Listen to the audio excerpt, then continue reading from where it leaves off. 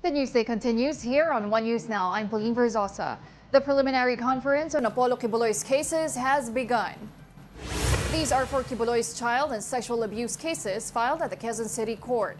Kibuloy's lawyer, Attorney Israelito Torion, said his client was only able to join virtually. He is trying to understand all the bad things that are happening to him. And this is indeed a season of tribulation against him. But soon, there will be a season of vindication likewise. Torion said they will continue to appeal for Kibuloy's house arrest due to his medical condition. He also maintained that the embattled pastor is innocent despite various evidence against him. As long as the sun rises in the east, we believe in his innocence. Now, in other news, Lucky South 99 representative Cassandra Ong was transferred to the Correctional Institute for Women in Mandaluyong.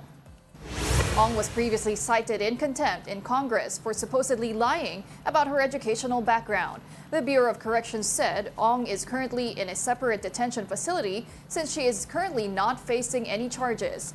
Ong has been denying her ties with illegal POGO operations. Are you planning to apply for a U.S. visa soon? Well, heads up, because the U.S. Embassy in the Philippines has announced several changes in their visa services. And Joey Francisco has that report. Starting September 28, 2024, Filipinos planning to visit America and need their visa processed would have to secure 2 appointment slots. The additional step in the process will be done here at the new Visa Application Center or VAC in Parcal Building, Parañaque City. The VAC will handle the embassy's photo capture and fingerprint scanning services after the applicants accomplish the forms in the online appointment website. Even the online system has been relaunched with more secure and user-friendly interface. One News was part of a media group that was assisted by embassy officials to walk through the new visa application process. The VAC shared the same restrictions and rules as those implemented at the U.S. Embassy in Manila. All electronic equipment, including cell phones, the vapes, okay, the lighters, and what's that? iPads, laptops will not be allowed here in this security area. So this is also for the safety of all applicants. The good news is the whole process inside the VAC would only take 10 minutes to finish. The VAC will offer appointment slots from 7 a.m. to 4 p.m. weekdays and from 7 a.m. to 11 a.m. on weekends.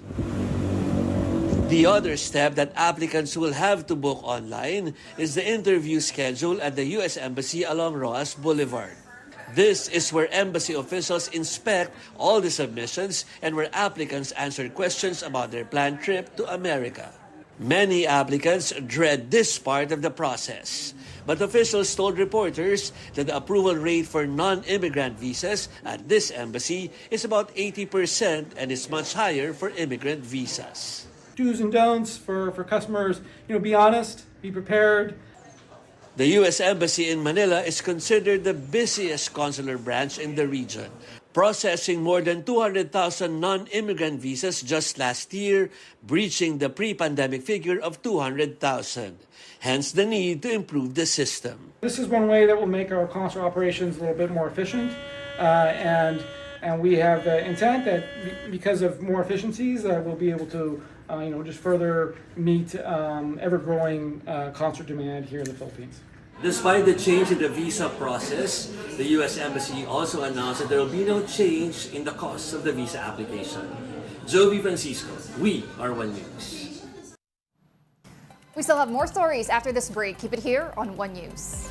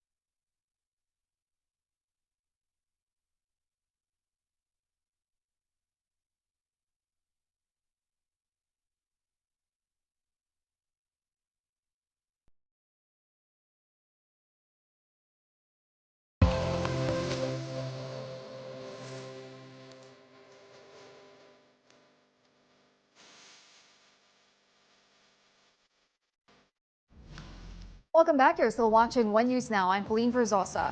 And now for the latest in the weather, the low pressure area within the country has now developed into a storm.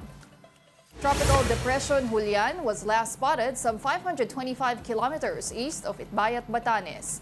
Another cyclone has been spotted, but it is unlikely to enter the Philippine territory. For now, several areas in Luzon will experience scattered rains due to Julian. These include Ilocos Norte, Apayao, Batanes, Cagayan, including Babuyan Islands and Isabela. Metro Manila and the rest of the country may also expect rains due to localized thunderstorms. Now on to another story. The Anti-Agricultural Economic Sabotage Act has been signed into law yesterday. Under this law, economic sabotage includes hoarding, smuggling, profiteering, and cartel operations involving agricultural products. It is a non-bailable offense, and convicts will face life imprisonment and a fine worth 5 times of the money involved in the crime.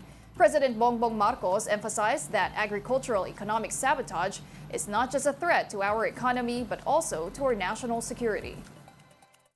By eliminating smuggling, hoarding, profiteering, and other cartel activities, we are not only shielding our local producers, but also providing consumers with affordable agricultural and fishery products. This law is not just another policy. It is your battle cry. An engineer from Oriental Mindoro has created a more affordable, lightweight palay cedar. At ang kanyang inspirasyon sa paggawa nito ay ang kanyang nanay. Para bigyan ng mukha ang balita, Mobile Journal, Amy Atienza.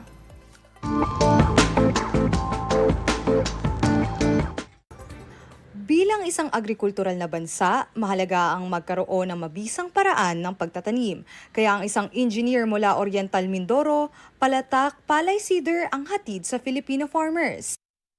Gamit lang ang stainless steel at 3D printer, nakalikha ang balikbayang engineer na si Delphine Cuevas Jr. ng palay cedar na swak at affordable pa.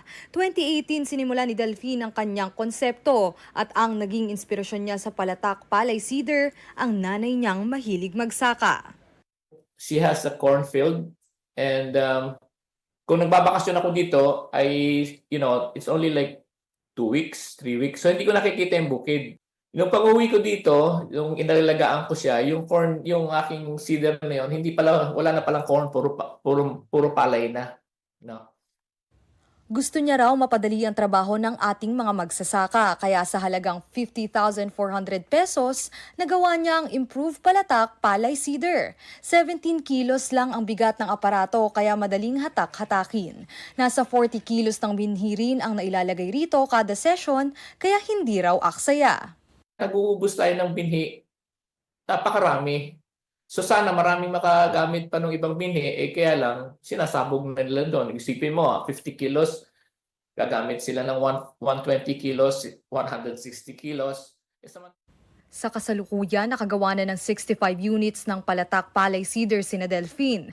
Ang 8 ay personal nilang ginagamit at pinapahiram sa mga kakilala. Habang ang 20 nito, binili na raw ng kanilang local government unit sa Calapan, Oriental Mindoro na ipinamahagi sa local farmers. Suportado rin daw ito ng Department of Science and Technology Mimaropa dahil sa potensyal nito.